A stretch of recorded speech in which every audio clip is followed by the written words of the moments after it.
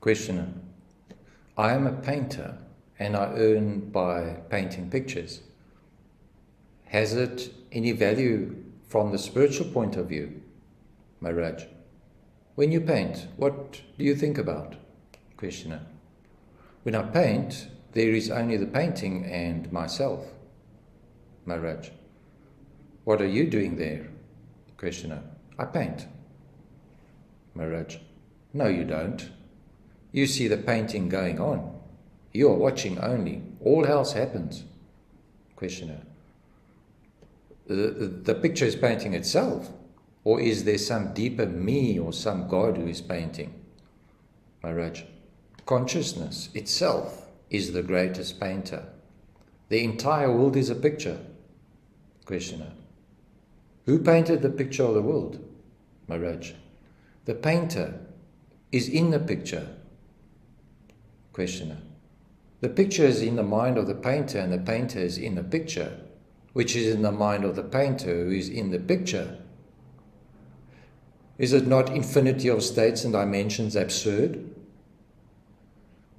The moment we talk of picture in the mind, which itself is in the picture, we come to an endless succession of witnesses, the higher witness witnessing the lower.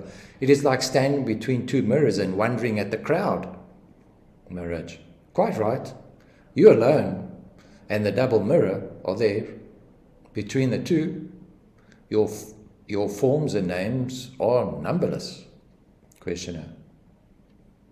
How do you look at the world? Maharaj. I see a painter painting a picture. The picture I call the world. The painter I'll call God.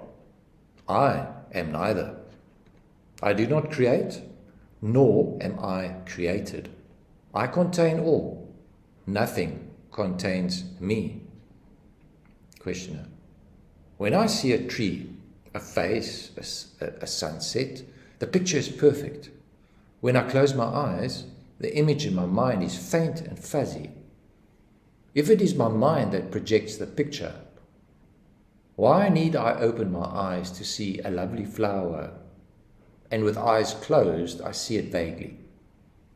Maharaj. It is because your outer eyes are better than your inner eyes.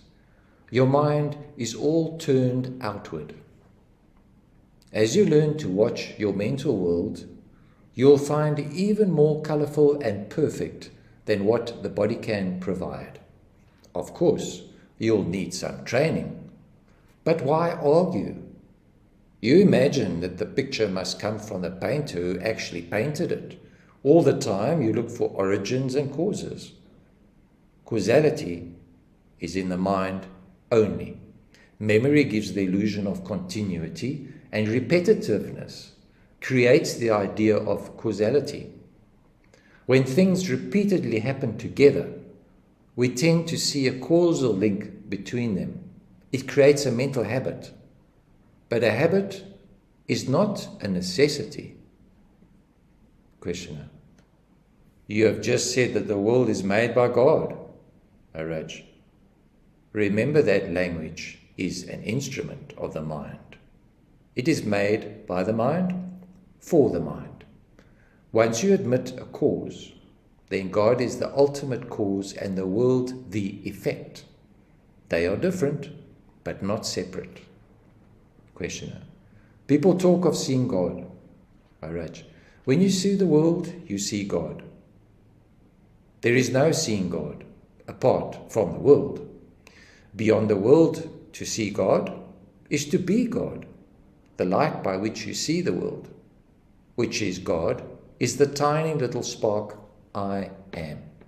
Apparently so small, yet the first and the last in every act of knowing and loving. Questioner. Must I see the world to see God? Maharaj. How else? No world, no God. Questioner. What remains? Maharaj. You remain as pure being. Questioner.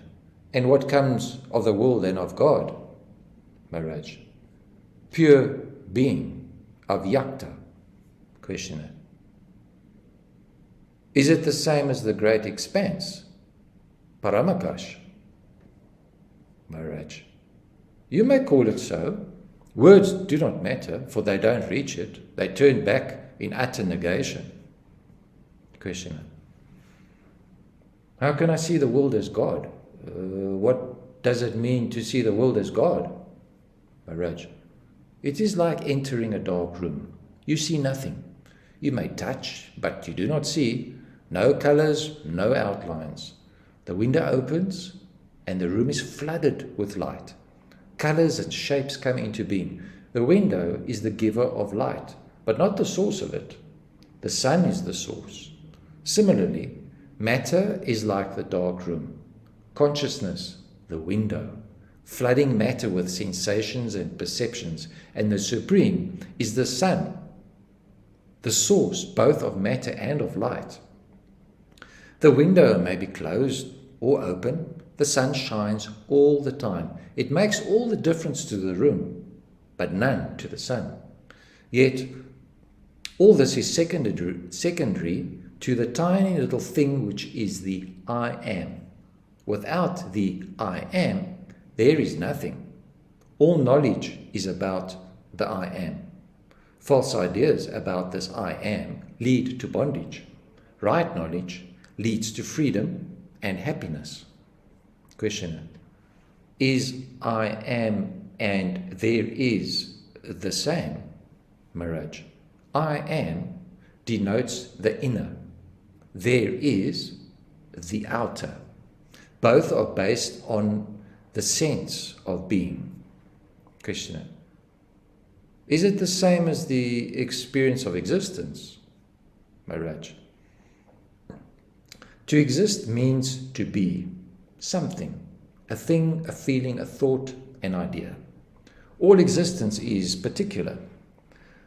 Only being is universal, in the sense that every being is compatible and with every other being. Existence clash. Being never. So existences clash. Being never. Existence means becoming, change, birth and death, and birth again, while in being there is silent peace. Questioner. If I create the world, why have I made it bad? Maharaj, everyone lives in his own world. Not all the worlds are equally good or bad. Questioner. What determines the difference? Maharaj, the mind that projects the world colors it its own way. When you meet a man, he is a stranger. When you marry him, he becomes your own self. When you quarrel, he becomes your enemy. It is your mind's attitude that determines what he is to you. Questioner. I can see that my world is subjective. Does it make it also illusory? Maharaj.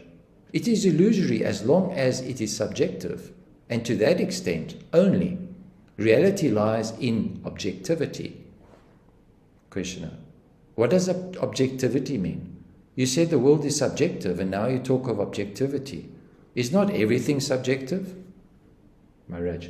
Everything is subjective, but the real is objective. Questioner. In what sense?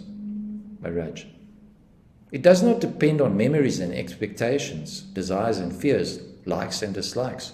All is seen as it is. Questioner. Is it what you call the fourth state, Turiya? Maharaj. Call it as you like. It is solid, steady, changeless, beginningless and endless. Ever new, ever fresh. Questioner. How is it reached? Maharaj. Desirelessness and fearlessness will take you there.